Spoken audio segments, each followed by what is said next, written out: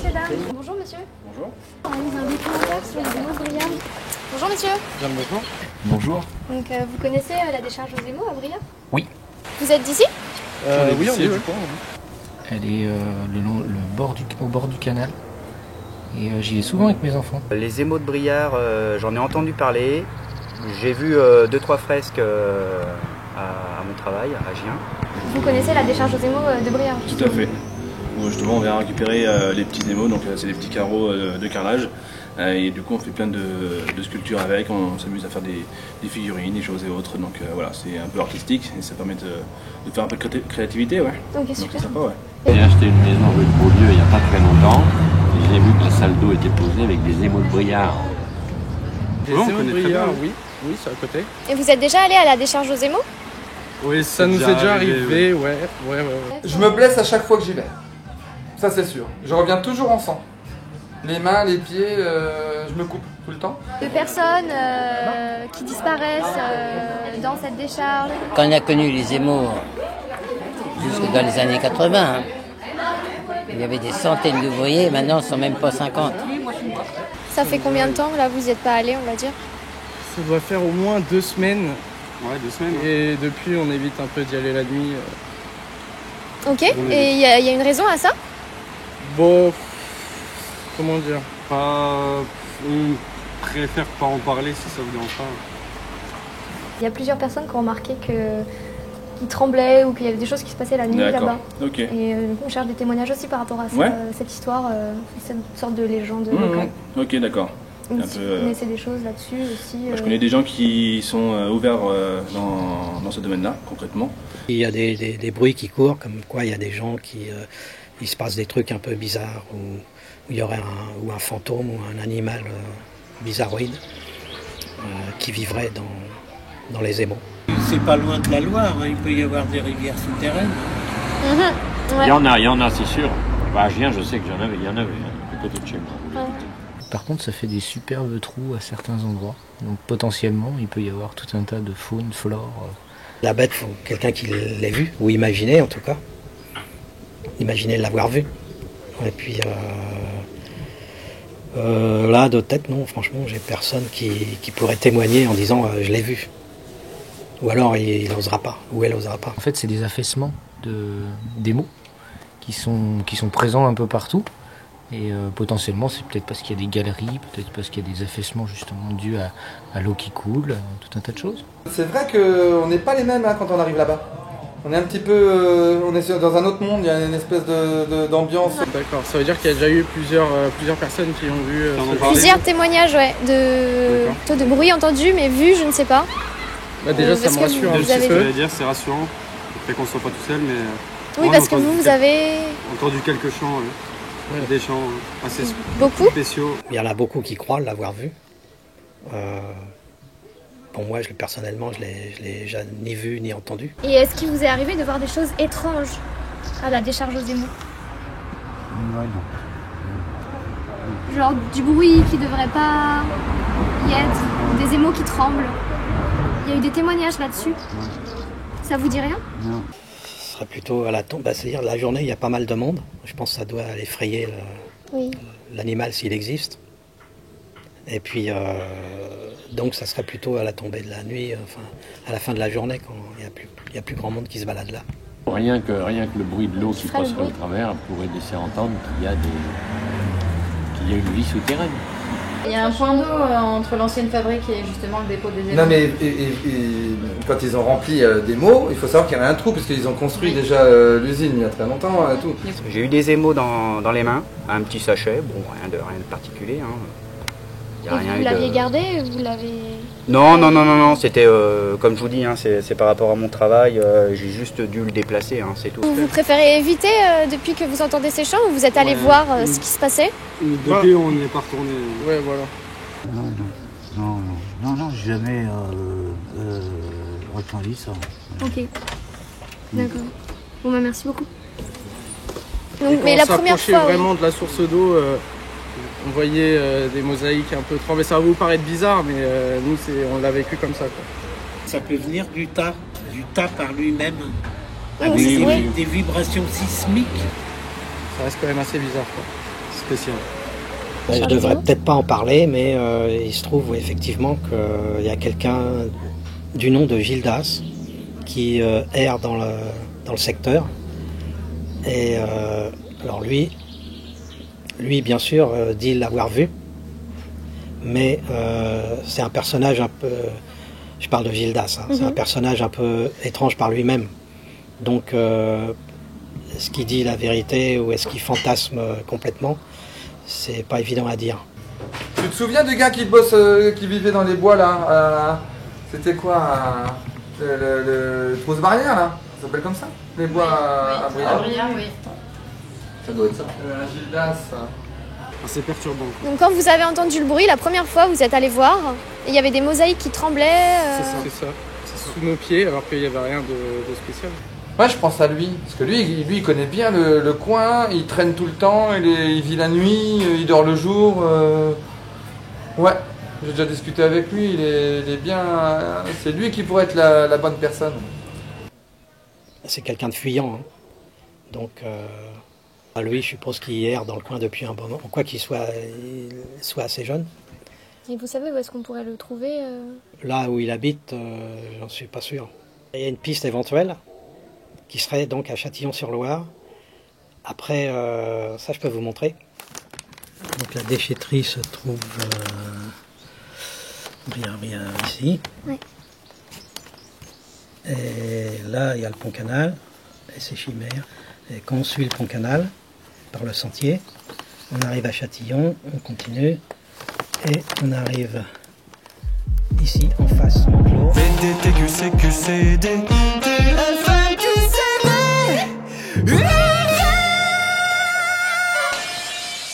Mesdames, messieurs, les arbres et tous les autres, je vous souhaite bienvenue dans cette 15e émission du VDT QCQC DTFM QCV EV.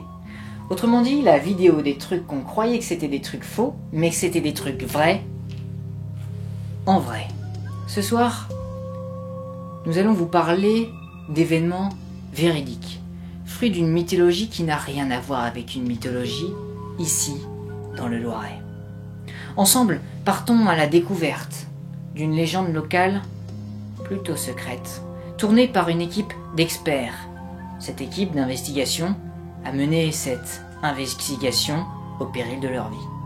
Au nom du VDT QCQCD TFMQ CVEV, je vous souhaite un bon visionnage.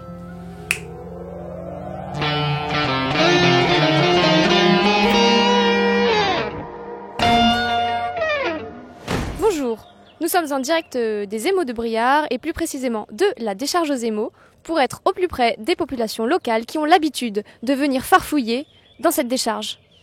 C'est parti. Suivez-moi.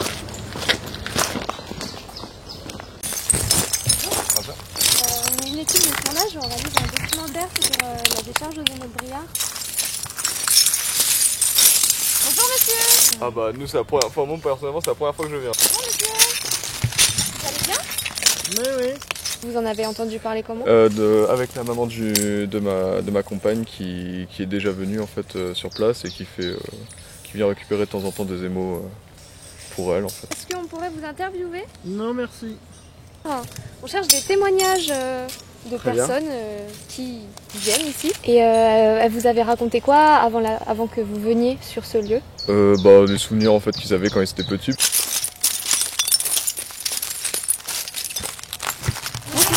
Chez nous, on n'a pas ça. Je trouve ça tellement incroyable. Je viens le matin, le soir, le midi également. C'est vraiment...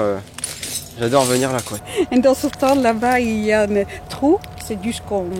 c'est comme un trou d'une bête. Et ça doit être à peu près 5 mètres de hauteur, peut-être c'est plus. Donc vous faites une sorte de collection d'émaux ou vous les utilisez? Je bricole avec, je fais des murs, je fais un peu de tout. Je fais un peu de tout. Ouais, bricolage. J'ai tout changé, tout rénové, tout bricolé, du sol au plafond. Voici les murs de ma maison. Tous ces carreaux amassés pour 0 €. C'est merveilleux et ça me rend heureux. Émail émail, que tu m'en donnes du travail. Émail, émail, pour faire de mon chez-moi le plus brillant des endroits. Couleur, jointure, c'est le paradis des textures. Pas besoin d'être un pro pour avoir une jolie salle d'eau. Non, pas besoin d'être un pro pour avoir une jolie salle d'eau. Jolie salle d'eau. Jolie salle d'eau. Est-ce qu'on pourrait vous interviewer? Ouais. Super. Moi, ce que je viens faire ici, c'est surtout me reconnecter aux ondes sismiques et aux vibrations du sol. Vous cherchez les émaux? Ouais. Oui, j'y suis allée quand j'étais petite. J'y allais avec ma nounou, elle nous emmenait récupérer tout un tas d'émaux. Moi, je pense que c'est la Terre, enfin Pachamama, qui communique avec nous en fait. Et donc, moi j'ai besoin de ça, quoi. Il faut que... Voilà, c'est un peu ma drogue. Et vous connaissez pas quelqu'un qui s'appelle Gildas qui est venu autour, enfin qui rôde autour des émaux? Non, ça me dit rien du tout. Super. Et vous croisez d'autres personnes parfois qui font faire autre chose que se connecter à la Terre à la décharge? Là, comme vous le dites, je pense à... Il y a un mec que j'ai croisé plusieurs fois. Mais lui, je lui parle pas. C'est-à-dire il... il est fou. Hein. Enfin, le mec c'est un fou, quoi. Il fait peur un peu. Il m'a carrément sauté dessus, quoi. Il était très énervé. Puis il disait des trucs que je comprenais pas trop. Il voulait que je parte et tout. Et vous savez pas pourquoi il voulait que vous partiez? Il avait l'air d'avoir quand même assez peur. Et puis il me disait que, je sais pas, un monstre ou un truc. Enfin voilà, c'est juste le sol qui bouge un peu, quoi. Mais c'est pas... Merci beaucoup pour votre témoignage. Qui est ce fameux Gildas de Burinstour? C'est une très bonne question.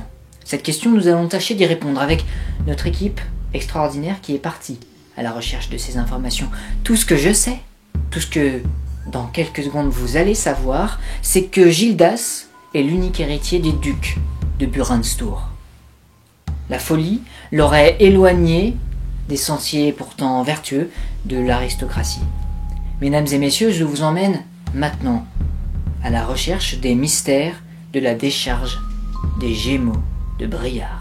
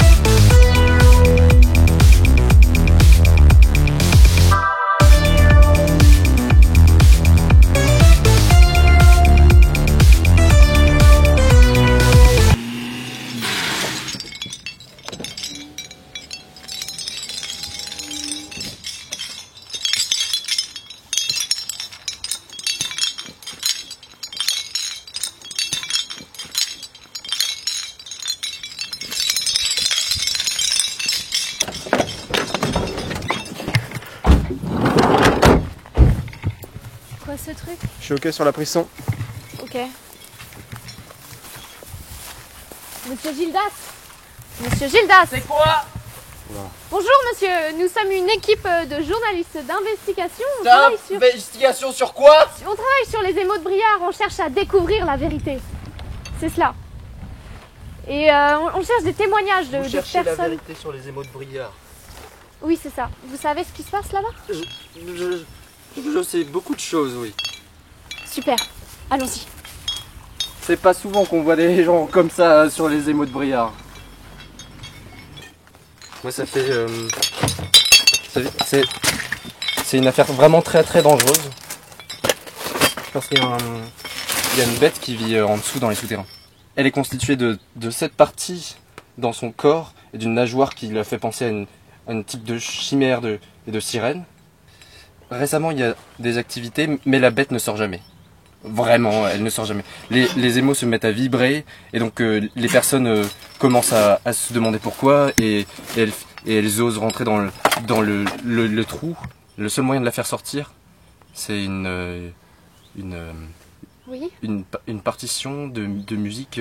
C'est une vieille valse transmise de génération en génération par mes parents. Il ne faut pas la jouer, sauf moi. Sauf moi, parce que... Bon, c'est une valse vraiment classique. Ça fait... je suis le cœur de la chose... Non, mais... joué par des instruments, quoi. Une trompette, un accordéon. Et... il faut pas la jouer, mais moi je vais la jouer parce que, en fait, moi, depuis le début, et avec ma famille, ce qu'on cherche à faire, c'est qu'on veut tuer la bête parce que elle est vraiment dangereuse.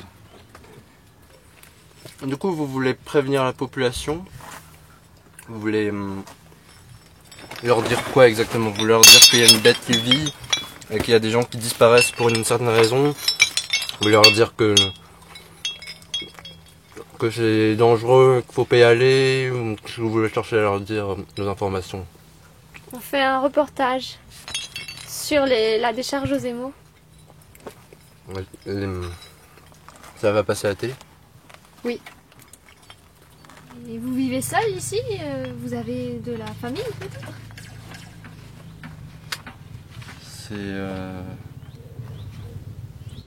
Je suis seul et je suis né ici, dans cette clairière près de Briare. Et ma famille m'a légué cette cabane, ce petit poste d'observation. Je vis pour lutter contre une créature qui vit là sous nos pieds. Et c'est pour ça j'invente des machines pour pouvoir la détruire. Mais ça, c'est au prix de ma vie. J'ai fait tellement de sacrifices. J'aimerais être libre et voler haut avec les oiseaux.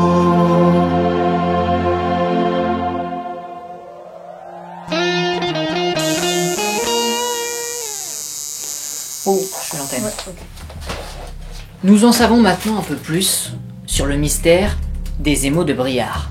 Lors de leur visite si particulière chez Gildas de Burenstour, notre équipe, conduite par la célèbre journaliste Pauline Brouette, est allée subtiliser un élément particulier, une étrange partition. Le célèbre groupe de musique folklorique, a accepté de venir y jouer cette partition étrange à l'endroit même où des phénomènes inquiétants s'étaient produits. Allons y jeter un coup d'œil avec nos oreilles.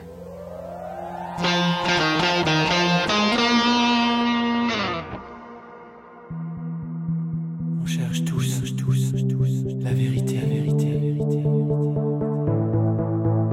Il faut des gens forts.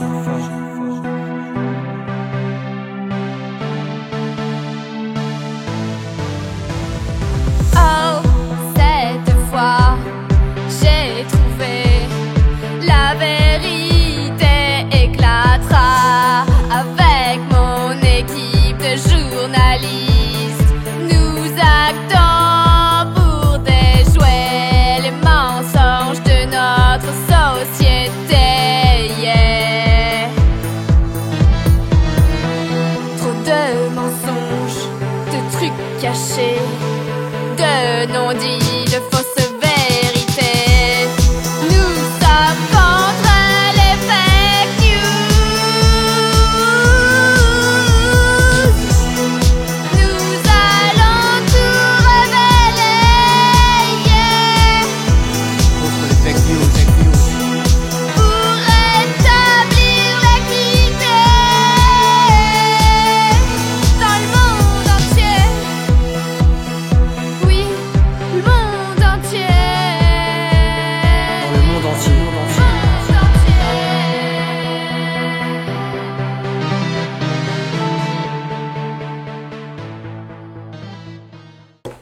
musicien, partition donnée. Ok. Célèbre groupe de musique folklorique en concert. Peut-être qu'ils pourraient, eux, déchiffrer notre partition. Ouais. En plus, c'est les bons instruments. Célèbre groupe de musique folklorique vous propose des concerts en plein air et sur tout support qui enchanteront vos familles. Capables de déchiffrer les plus indéchiffrables partitions. C'est parfait.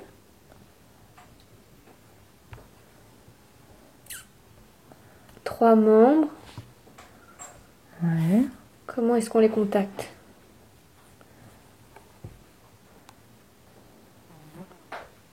Ah, ici.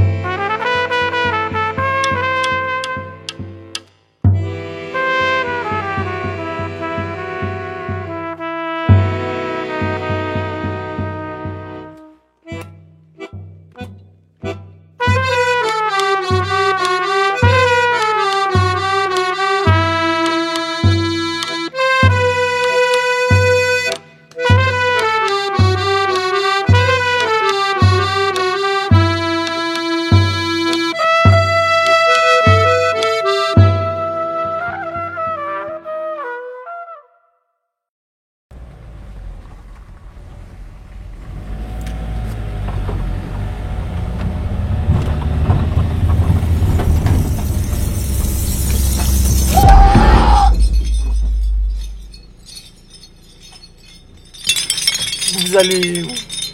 On continue. Les émaux de Briare, il faut pas y aller. Non, on va. C'est dangereux. On va pas aux émaux, monsieur. Parce on que va pas, vous- monsieur, on va continuer de faire des interviews. C'est qui ce... C'est des gens qui jouent de la musique, ça? Non, ce sont des amis à moi. Ce sont des amis Mais derrière. vous savez, Ce sont des j'ai amis. perdu une partition qui est importante. La partition... La partition, elle... Si vous la prenez... On l'a pas prise. Non mais il faut monsieur. me la rendre. Hein. On l'a pas prise. Au revoir. On continue notre travail. Au revoir.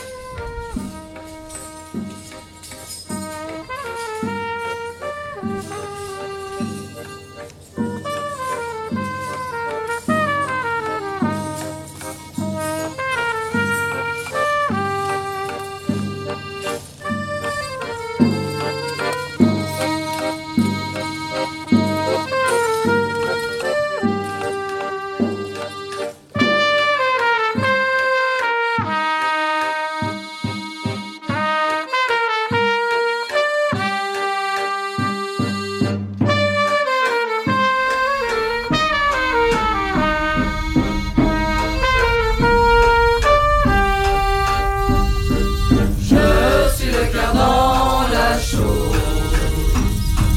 recouverte de carreaux.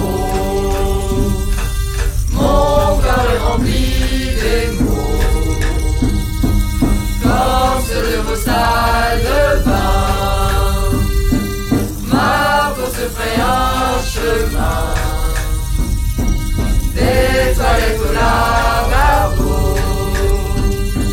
Écoutez dans ce refrain qui surgit des souterrains.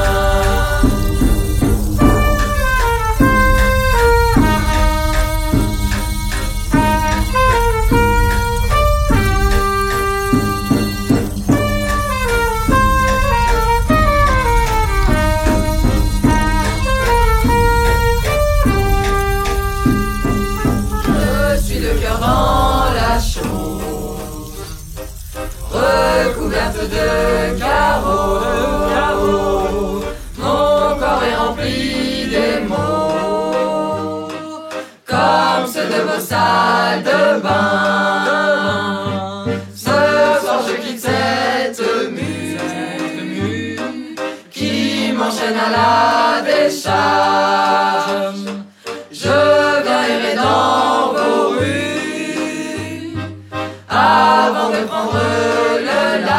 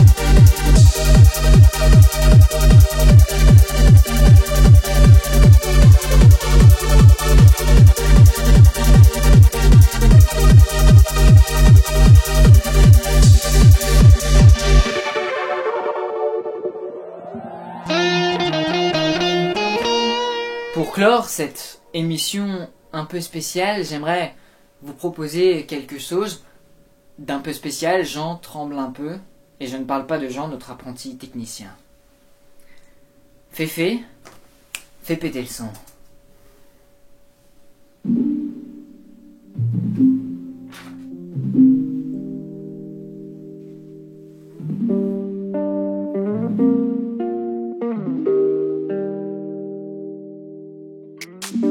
Au cœur de la bête, il y a des trésors, des émaux, des paillettes et des artistes en or. Je pense à Féfé et Pops, des ico-journalistes, Basile et le Oscar, physico-rappeuriste. Sans oublier Lise et notre cher Gauthier, qui ont dans leur valise de quoi tout bricoler.